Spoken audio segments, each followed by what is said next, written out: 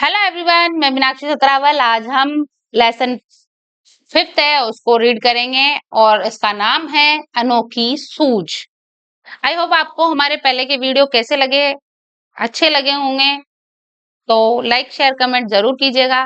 तो चले, बात पुराने जमाने की है। देखिए बात क्या है, पुराने जमाने की है। उन दिनों देवताओं और दानवों में युद्ध होता रहता था। क्या होता रहता था?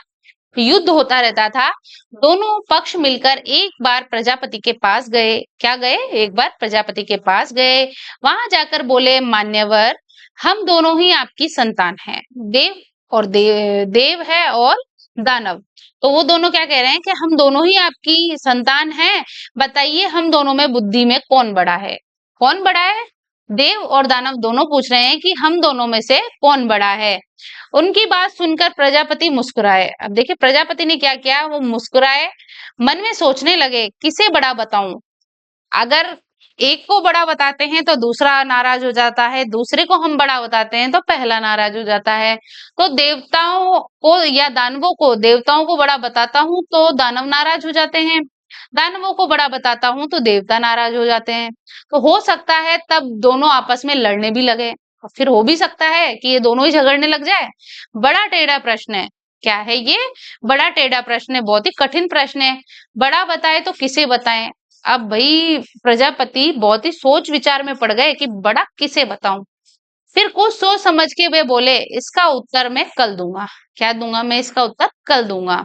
आप दोनों ही कल मेरे यहाँ पर भोजन पर आमंत्रित हो। भोजन के बाद बताऊंगा कि कौन बुद्धि में श्रेष्ठ है। जब भोजन करेंगे तब बताऊंगा, भोजन पे आप आओगे तब बताऊंगा कि भाई तुम दोनों में से कौन श्रेष्ठ है। दूसरे दिन दोनों पक्ष भोजन के लिए पहुंचे। दोनों ही पहुंच गए, देवता भी पहुंच गए और दानव भी पहुंच गए। दोनों को अलग अलग कमरों में बिठाया गया। वहां मिष्ठान से भरे थाल भिजवा दिए गए। मिष्ठान यानी कि लड्डुओं से भरे हुए थाल भिजवा दिए गए। प्रजापति दानवों के कमरे में गए और प्रजापति दानवों के कमरे में गए। उन्होंने कहा, आप लोग भोजन करें। क्या करें? आप लोग भोजन करें। शर्त यह है, देखो शर्त रखी उन्होंने, प्रजापति ने शर्त क्या रखी कि कोहनी को बिना मोड़े भोजन करना है। क्या करना है? आपको कोहनी को बिना मोड़ के भोजन करना है। यही बात उन्होंने क्या की? देवताओं से भी यही बात कही। अब जो दानव थे वो अचरज में भी पड़ गए कि क्या हुआ। प्रजापति की बात सुन दोनों परेशान हो गए। दानव भी परेशान हुए तो देवता भी परेशान हो गए। अब वे एक दूसरे का मुंह ताकने लग गए। समस्या थी, खाए तो खाएं कैसे? भाई समस्या ये हो गई कि अब खाएं तो कैसे खाएं? कोहनी नहीं मुड़नी चाहिए। कोहनी मुड़े बिना कोई भोजन कर सकता है? नहीं कर सकता। भोजन भी नहीं बचना चाहिए और भोजन भी नहीं बचना चाहिए। प्रजापति की आज्ञा का भी पालन होना चाहिए। भाई जो भी प्रजापति ने कहा है उसकी आज्ञा का पालन करना पड़ेगा। देवताओं ने एक उपाय सोचा। अब देखिए देवताओं ने क्या सोचा? एक उपाय सोचा। कमरे के किवाड़ बंद किए, आमने सामने बैठ गए। एक लड्डू उठाकर दूसरे के मुंह में देने लगा, दूसरे पहले के मुंह में देने लगा, तो एक दूसरे के मुंह में वो लड्डू खिलाने लगे। तो इस प्रकार उनकी कोहनी भी नहीं मुड़ी और दोनों ने वो भोजन को समाप्त कर लिया। कुछ देर में थाल साफ हो गया, लड्डू पूरे खत्म हो गए।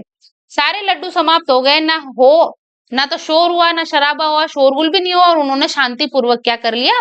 भोजन भी कर लिया। तो देवताओं ने क्या किया? शांतिपूर्ण भोजन कर लिया।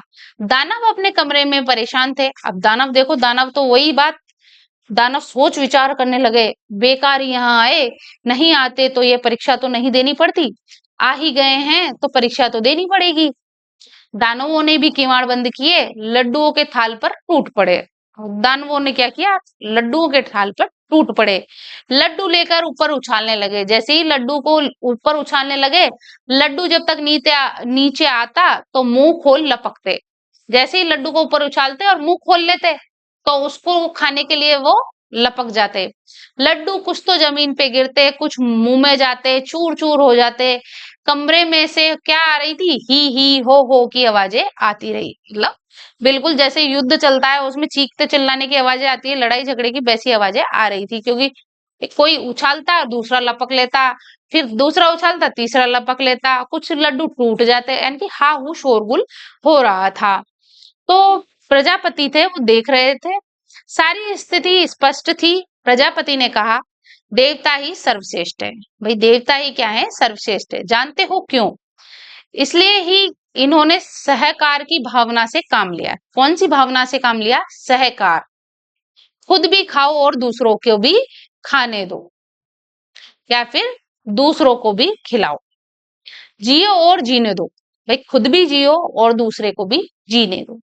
यह थी इनकी विशेषता। किसकी विशेषता? देवताओं की। इन्होंने बुद्धि से काम लिया, सूझबूझ दिखाई। ये आमने सामने बैठ गए, एक दूसरे के मुंह में लड्डू देते रहे, थोड़ी देर में थाल साफ कर दिया।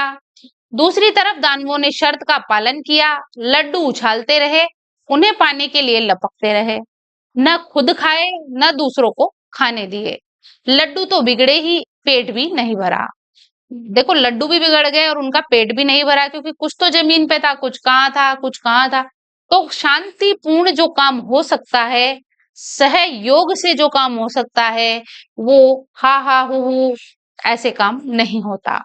तो कौन जीता इसमें? जीते इसमें कौन जीता? इसमें दानव हारे और सर्वश्रेष्ठ बताया गया देवताओं को।